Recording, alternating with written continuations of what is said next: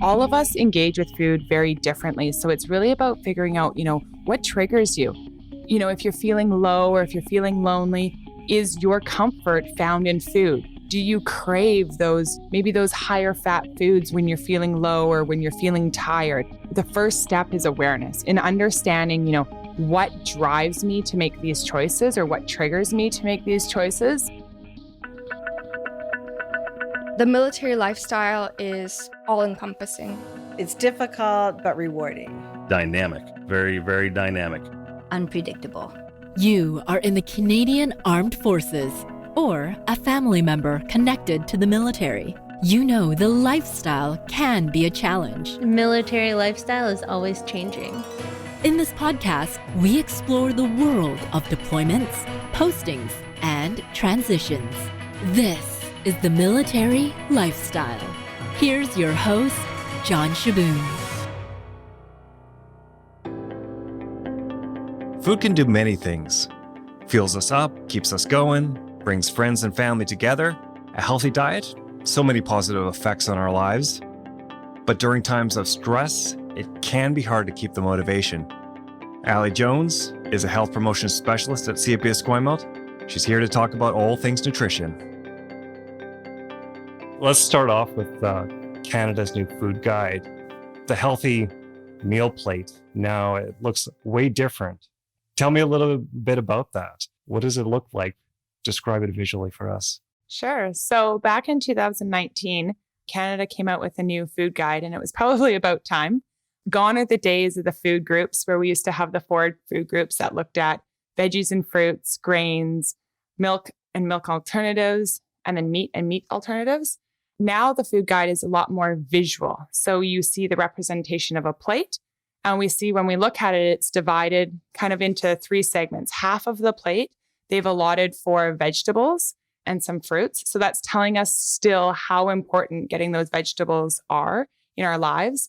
And then they've got a quarter allocated for proteins. This time we've seen a lot more beyond just meat. So we're seeing things like tofu and legumes. So things like peas and beans and nuts, eggs, other options outside of that typical steak or pork or chicken that we traditionally used to see with the old food guide. And then the other quarter of the plate is reserved for whole grains. And really, there's been a huge shift towards whole grains, meaning that we're getting the whole grain. So when we looked at grain products before, many of them were refined, which means they took the grain and they'd strip it down, and we would just get the endosperm, which contained the carbohydrates and the protein. And now with the whole grain, we're including that bran, so that outer layering that really provides the fiber. And we're getting the germ in there. And that's where all the vitamins and minerals come in. So you're getting a much healthier quality when you get those whole grain choices. They also help to keep you fuller longer because it takes more time to break them down. Well, what are some examples of whole grain? You could look at breads, for example. When you go to the grocery store, you'd flip your label over and you would look for whole grain flour. So you might go to the grocery store and you might see a bread that's, called Super 16 grains. And you're like, oh, that must be whole grains. But when you flip the bread over, it's actually a whole wheat bread that they've just added grains to. And for most of us, we have a really hard time breaking them down because we don't have the acidity to process all those exterior shells. So looking for whole grain flour would be a way to know that it's actually a whole grain product. So you could look for pastas, bagels, a lot of what you would typically think as carbohydrates. One of the things where people get confused is that in addition to grains being in the carbohydrate category, so are fruits and vegetables. And so this idea of people thinking that their plate is getting full of carbs, well, it is, because half of it's being attributed to vegetables and fruits. So one of the really cool things about Canada's new food guide is that this time, for the first time ever, when the food guide was created, they looked at scientific inquiry.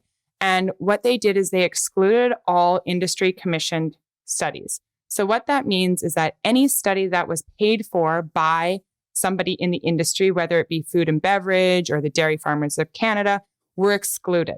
So for the first time, we actually got strong evidence from the scientific community that backed up what we should be eating and why. So if we look at Canada's previous food guide, we had a category that was called milk and milk alternatives, which shouldn't be surprising because when you flip the Canada Food Guide over, you would have seen that it was sponsored by the Dairy Farmers of Canada. So this is a huge step when it comes to transparency and really taking out that bias out of what Canadians should be eating. The other thing that's really interesting about this new food guide is there are a lot more recommendations, not just about what you eat, but how you eat it.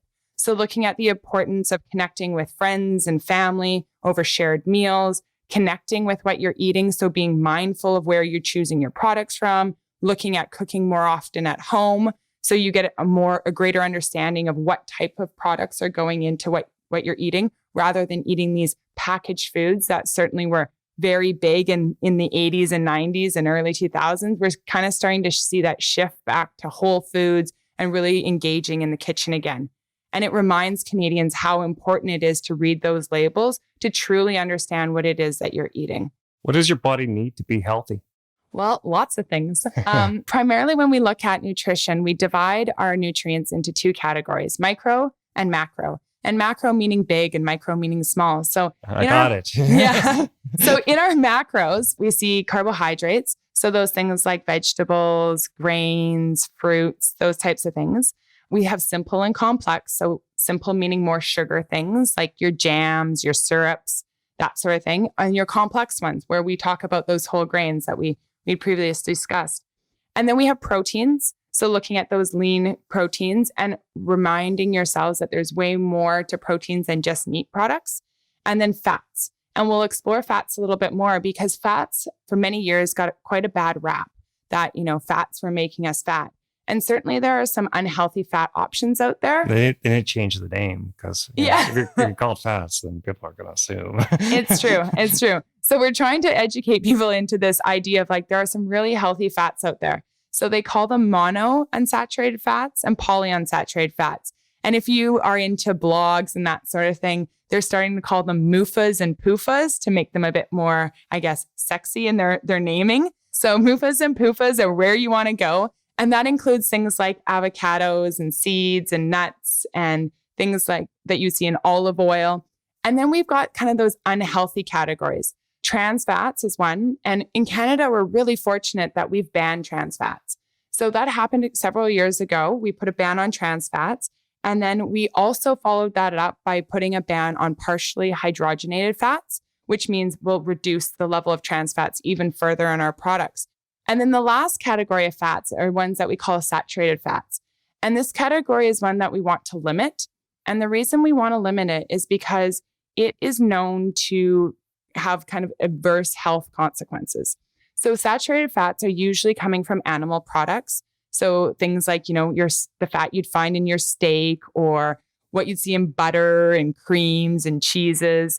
What happens is that it actually causes plaque to build up in our arteries. So it contributes to what we call bad cholesterol or that low density lipoproteins.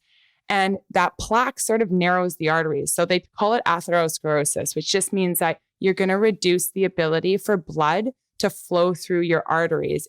And in consequence, you'll probably have an increased blood pressure, and it can also lead to heart disease. So it's one of the ones that a lot of industries, or I suppose health industries, are encouraging people to limit. We got the full spectrum of fats. Thank you very much. It's one of those things where I never knew what the name was. One of these ones are good, one of these ones are bad. Which one should I? Yeah, but a well-balanced diet is important. What are some things that people can do to have a well-balanced diet? I think the biggest thing is to eat a variety of foods. So foods are so interesting that with every different color usually comes different nutrients. One of the recommendations is always eat the color of the rainbow. And no, this is not a promo for Skittles, but it's looking at if I look down on my plate, is it colorful? And the more color that's there, the more different types of nutrients I'll be getting. And that's where those micronutrients really fall into place. So those vitamins and minerals that would be present in the foods. And one of the questions I always get is, should I be taking multivitamins or should I be taking supplementation?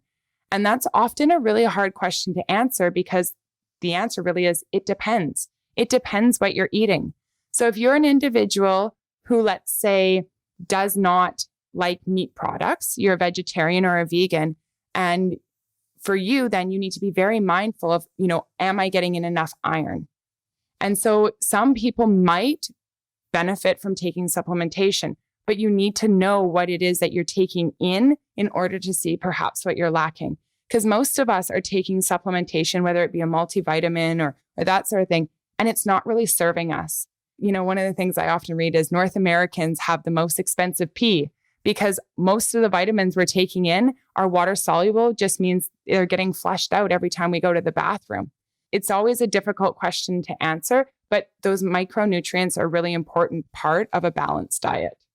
What are a few good habits?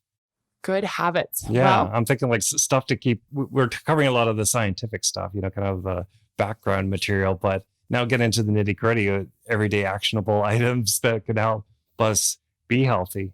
yeah. So I think for a lot of Canadians and certainly myself is one of the hardest things I think is portion control, is monitoring how much we're actually taking in.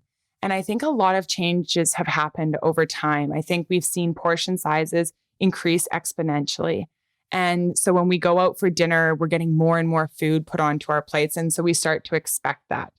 One of the things that I know happened, I can recall probably 10 years ago, I moved in with my partner and he had all these really big dishes. And I noticed that I was starting to put on weight. And what I realized is that my portions were really driven by my eyesight, looking down to see how full my plate was, how full's my bowl. And so I had all these new dishes that were huge. And so what ended up happening is I was eating like 3 times the food I used to eat just because I was using my old habits of, I'll just scoop it on until my plate looks full. So looking at, how can we portion control ourselves? Maybe we need to look at the size of the actual dinnerware we have. Or if we sit down on the couch and we're going to have some chips as a night snack while we watch Netflix or something, have we allotted an amount of them? Or did we just take the whole bag with us? Because I know for certain that there's been times where I'm sitting on the couch and I can feel my fingers kind of scooping around the bottom of the bag looking for those leftover chips, and there's no more left. What? You eat chips? Absolutely. Oh, this is the worst. So Life in moderation. Everything needs to be in balance. So basically you're telling us we can eat chips. Yes. All right. In moderation. In 80-20. moderation. 80% healthy options, 20% those less healthy within moderation. Okay. Personally, I know some things that worked for me. Little things like eating at a table, like getting into the habit of eating at a table, eating with other people. Yeah. And when you can, and cooking food yourself. Those are things that how I've definitely found made me healthier. If I make something myself, maybe it still can be unhealthy, but it'll be less unhealthy than if somebody else were to make it. Does that make sense? Yeah. And I think more care and attention goes into it. And you're also more aware of what you've put into it. So there's less hidden things in the food when you've been part of the making process. So you have a better idea of what's there. And certainly connecting with others, like it can slow you down. A lot of people have kind of entered into this mindless eating and not connecting with their food. And so if you're there with others, it kind of slows you down because you start enjoying the conversation with others. And so perhaps you don't eat as quickly. You might chew your food more. One of the things that I often teach kids is put their fork down between every bite so that you actually have to chew your food. So not only does that help with digestion, but it also helps you kind of get into eating and feel the textures of the food and get the true flavors out. Well, that's a good point. The taste of food, the texture, I mean, the smells, to really take it all in. And I find that way with my daughter. I'll be talking about might be seasonal food, your strawberries, your blueberries, corn, things that come maybe only once a year locally, that is. And, just to appreciate everything, right? The full experience of it. And we're so lucky living here on the island. There's so many farmers that live in our community. I mean, in Esquimalt, there's the farmers market every Thursday. So you can go and get fresh produce that was grown here on the island and you'll taste the difference. You'll definitely taste the difference than something that has traveled a long distance to get here. Yeah, you have no idea how good carrots can taste until you actually buy them or grow them yourself if you can. spectacular. It's true. One of the my favorite things, I grew up on a farm, and there is nothing better than eating berries right off the bush. Just like raspberries or blueberries, just grabbing them and stuffing them in your mouth. That was one of my highlights of my childhood that I continue to do as an adult. And every time I walk the ENN trail to work, there's all the blackberry bushes. So I can stop for a healthy snack on my way to and from work every day, which is great. Any other good habits that you would recommend to people? One of the things that is helpful is having a plan and really knowing what your triggers are. So when I say having a plan, I mean, like, if I'm going to go to the grocery store, do I know what I want to cook that week? Because that way, one, it sets me up for success. I know lots of people are trying to not go into the grocery store as much these days. So having all the ingredients you'll need to make meals. A really helpful tip is sticking to the outside of a grocery store. So kind of doing the outer loop. That's where you're going to find your veggies, your fruits, your meats are out there, your eggs and milk and grain products. And then just going into the aisles to get the specific things that you might need rather than cruising through all the aisles, because those are usually where the more processed products live. So if you can kind of stick to the outer edges of the grocery store, you're doing pretty good.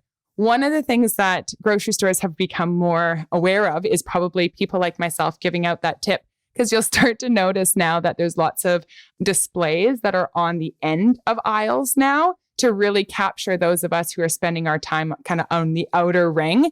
And without a doubt, it's always the tastiest snack foods that seem to always be on sale. So they're really using their marketing power to try and kind of lure us in to grab those less healthy options when we're in the grocery store. You speak of meal planning. Mm-hmm. Now, do people do this anymore? Yes. Some people are die-hard meal planners. They'll prep for an entire week. They'll get cookie sheets out and they'll cook all their vegetables and stuff, and they'll divide it and pre-portion it. And that works great if that's what you're into. Some other people really adopt this. They make the decision of what they want to eat that night, and then they go buy the ingredients for that. And others are starting to look at different companies. Like there are companies like HelloFresh or Be Good Foods where they deliver them right to your door. They give you a recipe, they give you all the ingredients, and then it really takes about 30 minutes to put it together. So finding what works best for you. If you're someone who doesn't like meal prepping, you hate chopping vegetables, don't go to the grocery store and buy a whole bunch of vegetables you have to chop, because you're setting yourself up for failure. Go in and look, is there a veggie tray that I can buy where everything's already done for me? So taking away those barriers that prevent you from eating those healthy options, or, going in and saying, I would really like a salad, but I don't have a lot of time for salad. Buy one of the prepackaged ones that come all together. You literally add dressing and away you go. It's a much better option than no salad at all. For some people, meal planning just seems like another step, something else they have to do. And I think for some people, time is limited. If it's not something you enjoy, it's really hard to put the time into it. So for those who find it difficult to meal plan, there are other alternatives. And I know that for some people, it's just not as easy. I find that when my family's all together, it's much easier to meal plan. But when my partner deploys, it becomes harder because then it's just me. And so I find that I put less effort into meal planning because I just kind of adopt this, like, I'll eat on the fly.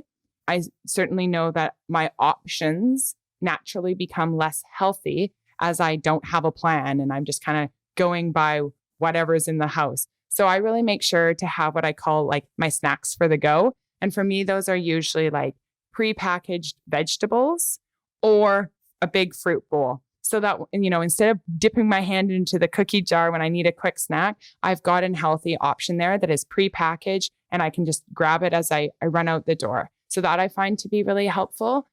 There are other things that people can do. Like if you do cook, make a lot. So when I'm at home by myself and I'm going to put the time and effort into making a big meal, I'm going to cook a lot of food and then I'm going to freeze it all.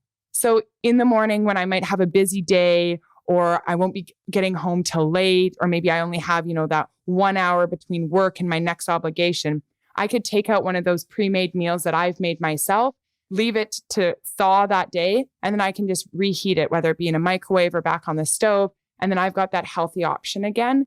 Because otherwise, when we start to get pressed for time, that's when usually those unhealthy options sneak in. That's where we find ourselves, driving through the McDonald's drive-through or picking up something on the fly because we just didn't prepare ourselves for the day ahead.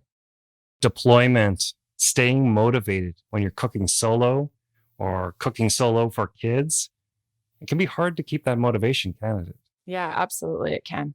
So there are some really great programs out there. This year I did the Brewery and the Beast online homeschool cooking series. So they once a week had basically a cooking session. So it was like having private cooking classes, but within my own home, connecting with friends, having others over to make a meal together also can be helpful. And if you have kids involved, get them involved. It's a really good opportunity to spend time with your kids in the kitchen, giving them tasks like grating the cheese or peeling the vegetables. And you can talk to them, you can hang out, and they get an opportunity to connect with their food at a young age and really get the value of cooking and understanding what to do in the kitchen.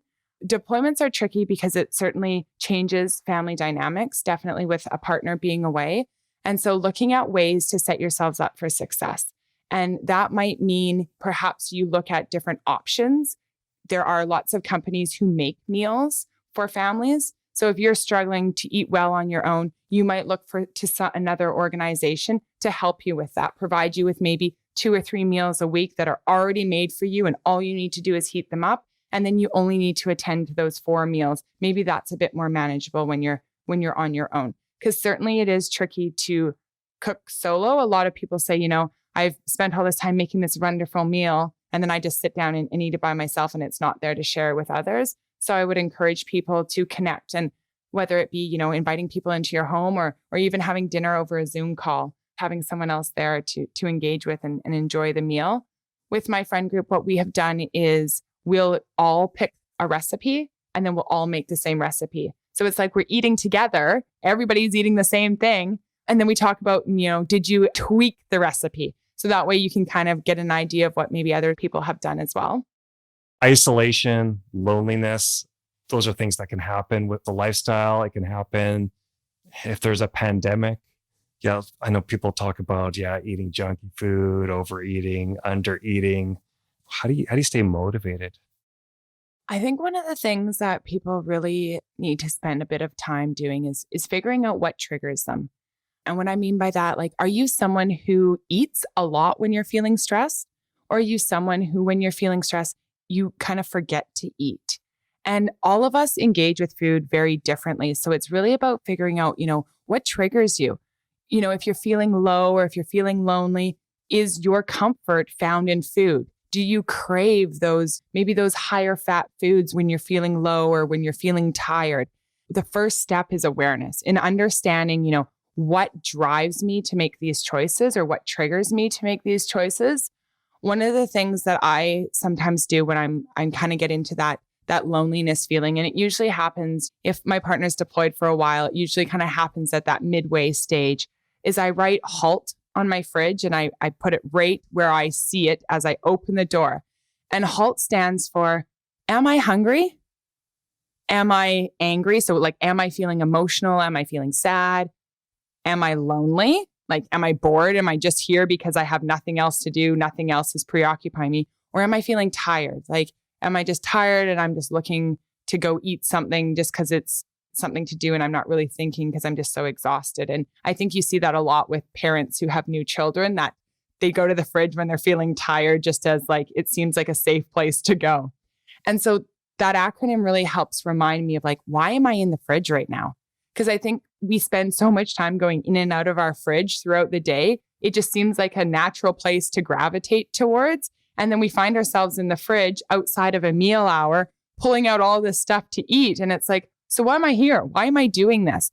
And I think that awareness piece goes a long way in helping people understand why they're making those choices. Another thing for me is that if I know that I'm feeling lonely, I avoid buying the foods that I know aren't healthy for me. So if I have the big Costco size bag of chips in the cupboard, I'm going to go eat them because I know that they're there. So instead I decide, hey, I really want some chips tonight or some cookies tonight or whatever it might be, that those treats we kind of call them. And I go buy a small portion of them. I go buy the mini bag. Certainly, it's a little bit more expensive. You don't get the big value you would if you went and bought it in bulk. But I know if I buy it in bulk, I'm eating all of it. So whether I eat it in one sitting or over 3 days, all of it's going to be consumed. Whereas when I have those small bags, even if I'm making that choice to self-soothe with food, it's not at a huge cost. And a huge cost meaning I'm not consuming all those unhealthy calories. I'm getting what I need in that moment, and then it's no longer there. So I don't feel those urges. For some people, just having it in their house presents a huge, not so much a barrier, but like a risk. Like they're almost vulnerable because they know it's there. So they just want to eat it. Some people I know that they have cupboards that they'll lock, and then they'll give the key to somebody else if they feel like they really want to eat those foods to really keep them away, or they just don't buy them. And I think for me, that's definitely something that if it's not there, it's really hard to eat it, because then I need the motivation to get up and out of my house to go get it. So how much do I really want it is what it comes down to. Well, thank you very much. Thanks for coming. Thanks for having me. For more information on health promotion at your base, visit calfconnection.ca. Thank you for listening to this episode of The Military Lifestyle. To learn more about this episode and to check out our other resources like the deployment app, go to esquimaltmfrc.com. A special thanks to Organized Sound Productions for bringing our idea to life. Please share this podcast with your military family or with someone living the lifestyle. Subscribe to The Military Lifestyle on your favorite podcast app. Your support is greatly appreciated. Thank you for listening.